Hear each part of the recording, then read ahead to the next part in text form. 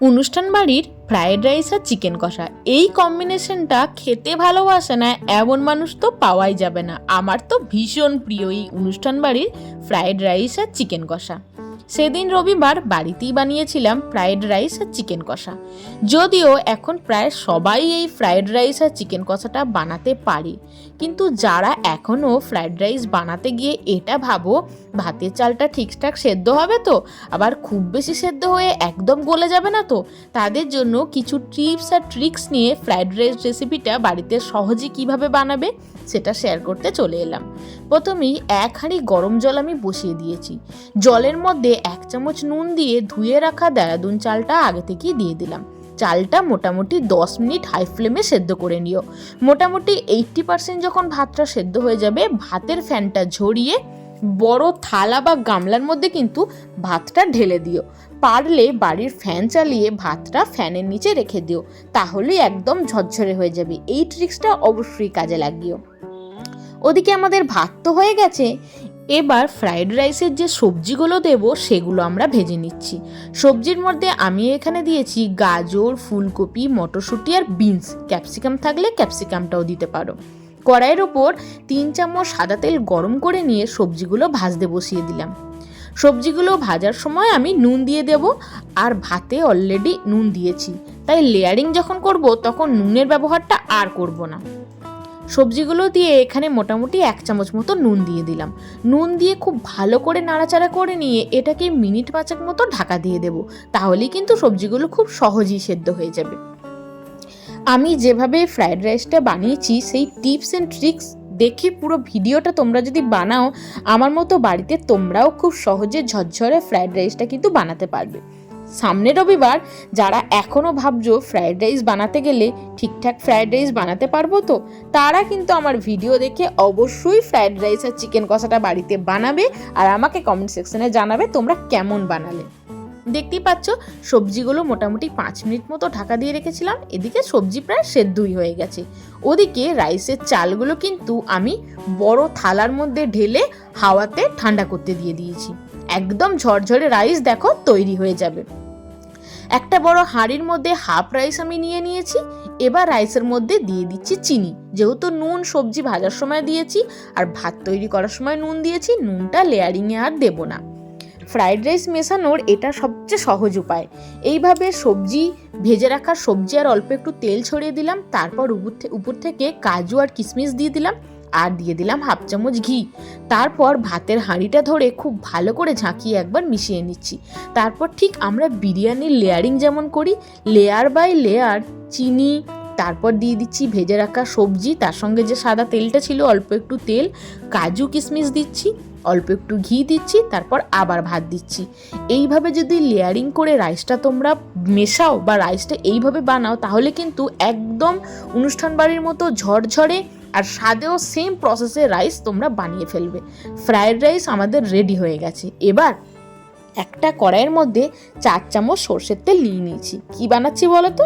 হ্যাঁ, একদম ঠিক ধরেছ, রাইসের সাথে যেটা সবচেয়ে ভালো যায়, ঝাল ঝাল চিকেন কষা। চিকেন কষা ফ্রায়েড রাইসটা মাত্র 1 ঘন্টার মধ্যে বানানো হয়ে যাবে। সবচেয়ে সহজ যে পদ্ধতি আছে চিকেন কষার, সেই চিকেন কষাটা বানাচ্ছি। তেলের মধ্যে ডাইরেক্ট একসাথে বেটে রাখা পেঁয়াজ, আদা, রসুন আর কাঁচা লঙ্কার পেস্ট দিয়ে দিলাম। তোমরা চাইলে কোচানো পেঁয়াজ দিয়ে ভেজেও নিতে পারো। যেহেতু একদম সহজে কিভাবে চিকেন কষাটা বানাবে সেই রেসিপি দেখাচ্ছি, তাই বেশি তামঝাম আর করিনি। একটা মিডিয়াম সাইজের টমেটো কেটে রেখেছিলাম। টমেটোটা এবার কষানো মশলার মধ্যে দিয়ে দিলাম। মশলাটা ভালো করে কিন্তু কষাতে হবে।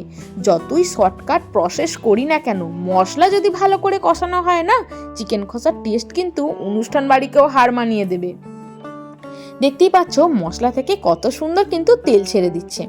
অল্প একটু নুন দিয়ে দিলাম। আর এক্ষেত্রে বলে রাখি, ঝটপট তখন তোমরা চিকেন কষা বানাবে, চিকেনটা ঢাকা দেবে না। সেক্ষেত্রে চিকেনটাকে 1 চামচ লেবুর রস বা 1 চামচ ভিনেগার আর 1 চামচ নুন দিয়ে কিন্তু আগে থেকে একটু ম্যারিনেট করে রেখো, তাহলে চিকেনটা খুব সহজেই সেদ্ধ হয়ে যাবে। নুন দিয়ে বেশ কিছুক্ষণ কষিয়ে নেওয়ার পর দেখো উপর থেকে কি সুন্দর তেল ছেড়ে দিয়েছে। এবার একে একে যে গুঁড়ো মশলাগুলো আছে সেগুলো দিয়ে দিচ্ছি। 1/2 চামচ জিরে গুঁড়ো, 1/2 চামচ ধনে গুঁড়ো, 1/2 চামচ কাশ্মীরি লঙ্কার গুঁড়ো, 1/2 চামচ হলুদ গুঁড়ো আর 1/2 চামচ দেবো ঝাল লঙ্কার গুঁড়ো। ঝাল লঙ্কার গুঁড়োটা না দিলে কিন্তু একদম জমবে না। মিষ্টি পোলাও বা মিষ্টি ফ্রাইড রাইসের সাথে চিকেন কষাটা একটু ঝাল ঝাল না হলে কিন্তু আমাদের ভালো লাগে না। খুব ভালো করে সব কিছু মশলা দেখো একবার মিশিয়ে নিচ্ছি। এখনও ঝাল লঙ্কার গুঁড়োটা দেওয়া কিন্তু বাকি আছে, হাফ চামচ ঝাল লঙ্কার গুঁড়োটাও এবার দিয়ে দেব। কি যে অপূর্ব খেতে হয়েছিল, তাড়াতাড়ি বানানো হলেও এই চিকেন কষা ফ্রাইড রাইসের কম্বিনেশনটা একদম অসাধারণ। বিয়ে বাড়ি বা অনুষ্ঠান বাড়ি মনে হচ্ছে ফেল হয়ে যাবে। দেখো মশলা কিন্তু ভালো করে কষিয়ে নিয়েছি, আর মশলা কষানোর পর মিনিট 5 আমাদের গ্যাসের ফ্লেমটা লোয়েতে রেখে অপেক্ষা করতে হবে। যতক্ষণ না মশলা থেকে তেল ছাড়ছে ততক্ষণ কিন্তু চিকেনটা দেওয়া যাবে না, তাহলে মশলার একটা কাঁচা গন্ধ থেকে যাবে। দেখতে পাচ্ছ সাইড থেকে কি সুন্দর মশলাটা তেল ছেড়ে দিয়েছে। এবার আমরা যে চিকেনটা নুন আর হাফ চামচ লেবুর রস বা ভিনিগার দিয়ে ম্যারিনেট করে রেখেছিলাম সেটা দিয়ে দেব। এইভাবে যদি চিকেন কষাটা বানাও না, চিকেন কষাটা একদম অনুষ্ঠান বাড়ির মতো হবে। চিকেনটা দিয়ে আমরা এবার কন্টিনিউ চিকেনটাকে কষাতে থাকবো। অনুষ্ঠান বাড়ির চিকেন এই কারণেই এত টেস্টি হয়, কারণ চিকেনটা কন্টিনিউ কিন্তু নাড়তে থাকে। দেখতেই পেলে চিকেনটা দিয়ে দিয়েছি, এবার মশলার সাথে চিকেনটা ভালো করে কিন্তু মেশাতে থাকবো। গ্যাসের ফ্লেমটা লো টু মিডিয়ামে রেখে কন্টিনিউ চিকেনটা আমরা ভালো করে কষিয়ে নেব। চিকেন যত ভালো করে কষানো হবে আর চিকেন যত ভালো করে খুন্তি দিয়ে নাড়াচাড়া করা হবে, চিকেনের টেস্ট কিন্তু ততটাই ভালো হয়। মশলার সাথে খুব ভালো করে সব কিছু একবার আমরা মিশিয়ে নিচ্ছি। এখন ধনেপাতার সিজন হলেও ধনেপাতা দিয়ে চিকেন, মাছ বা ডিম খেতে খেতে একটু বোর হয়ে গেছি, তাই এই চিকেনটা আমি বানাবো রোস্টেড মেথি পাতা দিয়ে। চিকেন কষানোর সময় অন্য একটা গ্যাসে তোমরা কসুরি মেথি যেটা আছে সেটাকে একটু রোস্ট করে নিও। কথা বলতে বলতে চিকেনটা বেশ কিছুক্ষণ কিন্তু আমরা কষিয়ে নিয়েছি, আর চিকেন থেকে অনেকটা জলও বেরিয়ে গেছে। যেহেতু নুন আর লেবুর রস দিয়ে চিকেনটা ম্যারিনেট করে রেখেছিলাম, চিকেন থেকে কিন্তু বেশ কিছুটা জল বেরিয়ে গেছে। আরও একবার ভালো করে চিকেনটা নাড়াচাড়া করে কিন্তু সব কিছু মিশিয়ে দেব। বেশ কিছুক্ষণ চিকেনটা ফুটতে দিয়ে একদম শেষ প্রসেসে চলে এসেছি। চিকেন কিন্তু অনেকটাই সেদ্ধ হয়ে গেছে। একটু গ্রেভি করার জন্য আমি হাফ কাপ গরম জল দিয়েছি, যাতে রাইসের সাথে মেখে খেতে ভালো লাগে। ওদিকে কসুরি মেথিটা আগে একটা অন্য কড়াইয়ের মধ্যে আমি একটু রোস্ট করেছিলাম। ড্রাই রোস্ট করে নিয়েই কসুরি মেথিটা দিও, তাহলে কিন্তু কসুরি মেথির আসল যে গন্ধটা সেটা বেরিয়ে আসে।